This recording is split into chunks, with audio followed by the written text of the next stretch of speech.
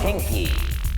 Aliens Colonial Marines, the newest installment in the Aliens franchise, seeks to revitalize the game we all knew and loved from years past with a new single-player campaign and some notable upgrades. So will Aliens Colonial Marines steal your heart this Valentine's Day, or will you just be wishing the only thing stealing your heart was a chest burster? Let's find out.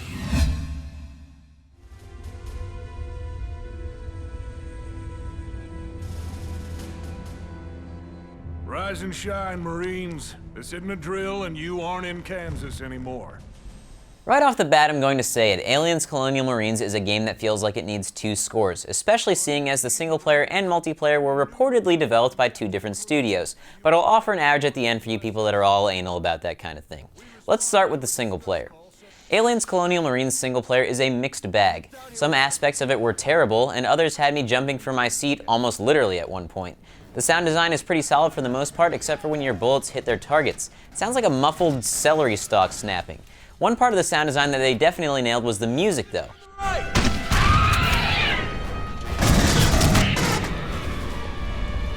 They're climbing out from below. Musical cues were very well timed, and the score in general was quite epic. The voice acting won't blow you away necessarily, but given that the writing wasn't always the best, I think the voice actors did an impeccable job. Speaking of the writing, it was a bit cliche and over the top at times, sometimes to the detriment of the atmosphere that the game was trying to create. Oh my God, Bella. Is that the thing that was on your face when you woke up? Are you sure you're okay? It was already dead, O'Neill. I'm fine.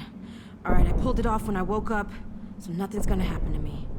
As far as the atmosphere, this is also a mixed bag. Starting out, the game sets the mood quite nicely, but then suspense is ruined each encounter by an alarm going off on your sensor, alerting you that there are enemies in the area. It would have probably worked better if you had to scan each time you wanted to see the enemies. This one mechanic effectively ruined every creepy moment because even if the enemy was cleverly sneaking up on you, you knew that something was coming.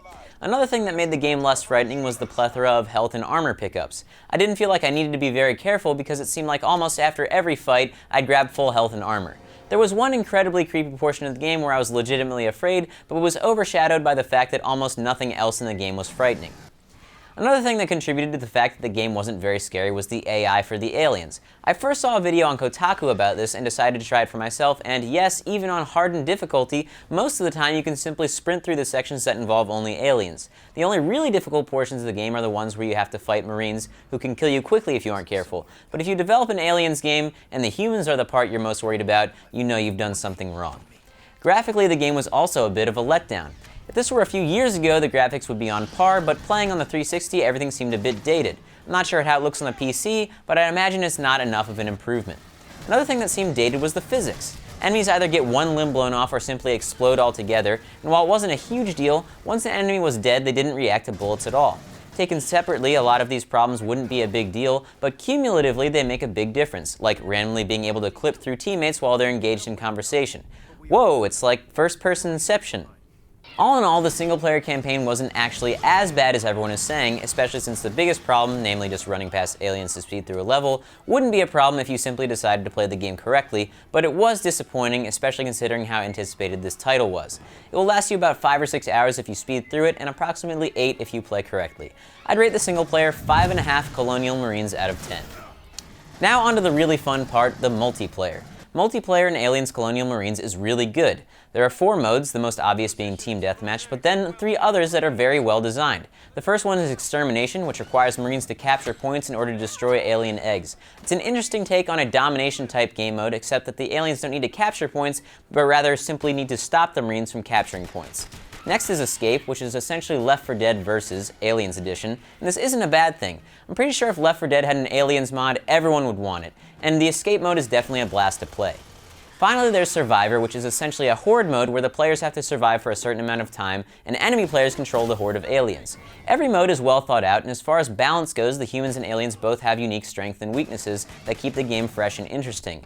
Both the aliens and Marines have a list of unlocks to earn that provide improved skills as well as cosmetic changes for your characters, and some of them are just plain epic, especially on the Xenomorph side. They really did a great job of allowing you to stalk humans as the Xenos. You can play as 3 distinct classes, which you can unlock upgrades for separately, but no matter what class you are, the game does a great job of making you feel like a ferocious killing machine, and this is partially due to the cool map design. There are even power-ups power-ups to pick up around some levels, including special alien types that you can awaken as xenomorphs, or special weapons you can get as the Marines like the flamethrower and rocket launcher.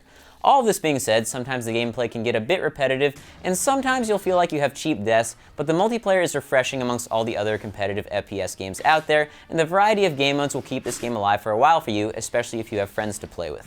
I'd give the multiplayer 9 out of 10 xenomorph heads. So, in summary, the single player for Aliens Colonial Marines is pretty mediocre, but it does comprise a short portion of the time you'll actually spend with the game. Most of your time will be spent playing multiplayer, which aside from feeling a bit clunky at first and having a few minor issues, is really fun. Overall, I give Aliens Colonial Marines 7 chest bursters out of 10. For more reviews and video game shenanigans, be sure to keep it locked right here to Smosh Games.